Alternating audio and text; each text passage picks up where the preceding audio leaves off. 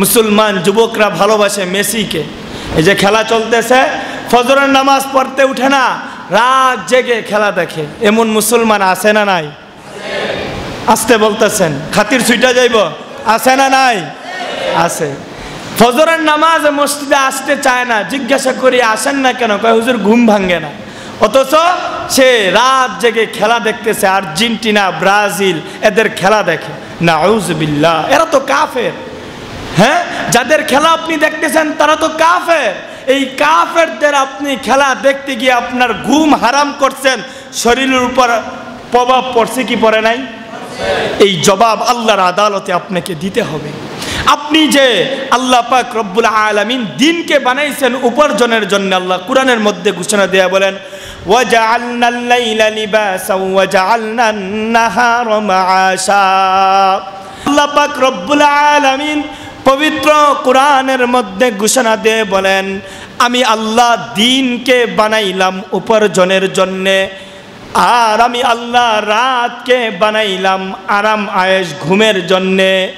এখন আপনি ঘুম বাদ দিয়ে আর্জেন্টিনার খেলা দেখেন, তাহলে আপনার গুনাহ হবে কি হবে না? আর্জেন্টিনাকে আপনি সাপোর্ট করতেছেন, আর্জেন্টিনার খেলোয়াড়ের নাম আপনি জানেন, অথচ আপনি মুসলমান নবীর বাবার নাম জানেন না। আফসোস আর পরিতাপের বিষয়, আপনি অনেকেই তো এরকম আছে যে সকল খেলোয়াড়ের নাম জানে, অথচ 11 জন খেলোয়াড় ধরেন তো 11 জন নবীর নাম বলতে পারে না, 11 জন সাহাবীর নাম বলতে পারে না, রসুলের নসবনামা বলতে পারে না। অথচ হ্যাঁ, ক্রিকেট যারা খেলে, ফুটবল যারা খেলে, কারো কারো মেধা তো এরকম।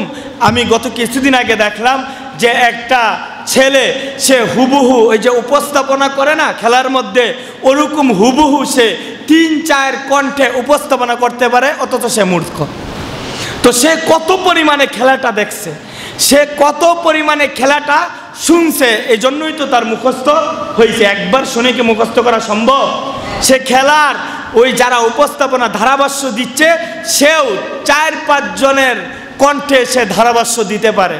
তো একবার দুইবার শুই না এটা আয়ত্ত করছে না, বহুবার শুই না, বহুবার শুই না। এজন্য আপনি যে আর্জেন্টিনার মেসিকে ভালোবাসেন, ও মুসলমান যুবক, ও মুসলমান যুবক, মেসি যদি তোমার ভালোবাসার পাত্র হয়, তাহলে শুনে রাখো মেসির সঙ্গে তোমার জাহান্নাম হবে। আল্লাহ যদি ইমানি হালতে মৃত্যু না দেয়, এখন যে হালতে আছে সে এই হালতেই যদি মৃত্যুবরণ করে, যদি ঈমান না আনে, তাহলে তার সঙ্গে আপনার হাসর নাসর হবে। আল্লাহর হাবিব সরকারে দু আলম নবী বলেন, যে যাকে ভালোবাসে তার সঙ্গে তার হাসর হবে। এখন আপনি যে রাত জেগে মেসির খেলা দেখতেছেন, আপনি যে মেসিকে ভালোবাসেন, তো চিন্তা করে দেখেন, আপনি তো নিজেকে মুসলমান দাবি করছেন, আর মেসি আর কাকা নাকি আরেকটা কি নাম, ওদেরকে ভালোবাসতেছেন, তো আপনার হাসর কিন্তু তাদের সঙ্গে হবে। আরো বড় অবাক করা কাণ্ড, আরো বড় অবাক করা কাণ্ড, আমি নিউজ দেখলাম যে তারা বিবাহ ছাড়া তাদের সন্তান হয়। নাউজুবিল্লাহ বলেন।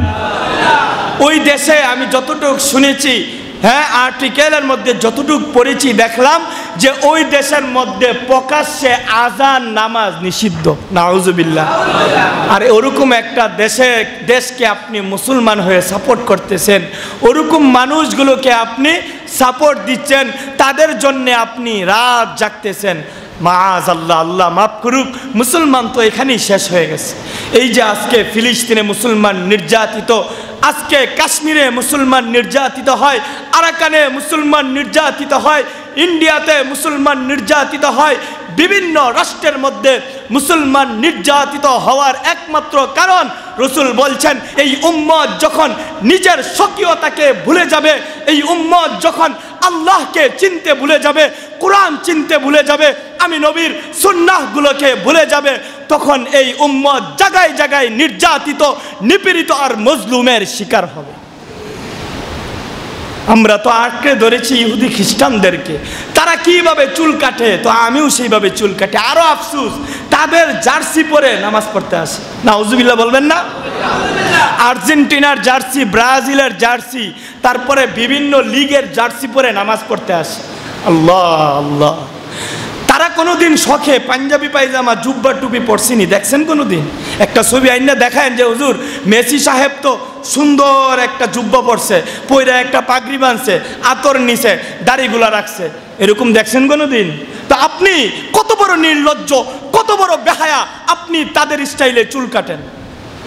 আপনি কত বড় নির্লজ্জ, তাদের স্টাইলে আপনি আপনার দাড়িগুলোকে সাইজ করেন। আপনি কত বড় নির্লজ্জ, একবার কি ভেবে দেখেছেন? আকল দিয়ে একবার কি অনুধাবন করেছেন? আপনি কত বড় নির্লজ্জ হইলেন যে তারা আমাদের পোশাক পরে না, আপনি তার পোশাক পরে ঘুরেন। শুধু ঘুরে নেই না, আপনার ইবাদত খানা যেটা মসজিদ পর্যন্ত আপনি চলে আসেন। নাউজুবিল্লাহ। ও মুহতারাম যুবক ভাইয়েরা, তোমাদেরকে কষ্ট দেওয়া আমার উদ্দেশ্য না। দুটা পায়ে হাত রেখে বলি, তোমাদের পাগুলো বাড়ায় দাও, প্রয়োজনে আমি পায়ে হাত রেখে বলবো এই কাজ ভুলেও করিও না। হ্যাঁ, খেলাধুলা নিজের শরীর ঠিক রাখার জন্য নিজে করো, অন্য আরেক দেশকে সাপোর্ট করতে গিয়া আরও অবাক করা কাণ্ড। এক দল আরেক দলকে সাপোর্ট করে, একজন করে ব্রাজিল, আরেকজন করে আর্জেন্টিনা, এই লিয়ে তর্ক লাগে, তর্ক লেগে মারামারি লাগে। নাউজুবিল্লাহ। গত কিছুদিন আগে বিশ্বকাপ গেল না, বছর খানিক, 2-1 বছর আগে মনে হয়। তো আমাদের এই যেদিন বিশ্বকাপ ফাইনাল ম্যাচ, ওদিনেই আল্লাহ পাক রব্বুল আলামিনের কি মেহেরবানি, ওদিনেই সোনাপুর ঈদগাহ মাঠে একটা মাহফিল হয়েছে। যেই